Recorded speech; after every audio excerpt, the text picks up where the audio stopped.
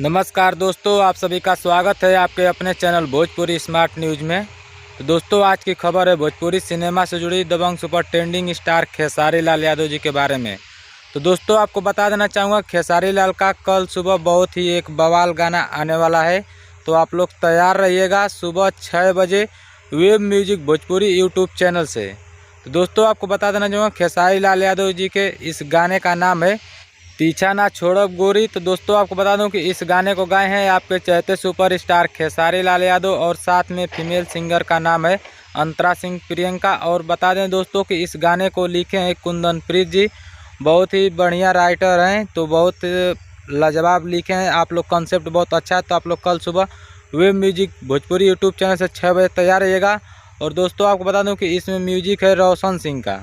तो दोस्तों, अगर अपडेट पसंद आई है तो इस वीडियो को लाइक करके शेयर लगा दीजिएगा और भोजपुरी की छोटी बड़ी खबरों से अपडेट रहने के लिए हमारे चैनल भोजपुरी स्मार्ट न्यूज़ को सब्सक्राइब कर लीजिए।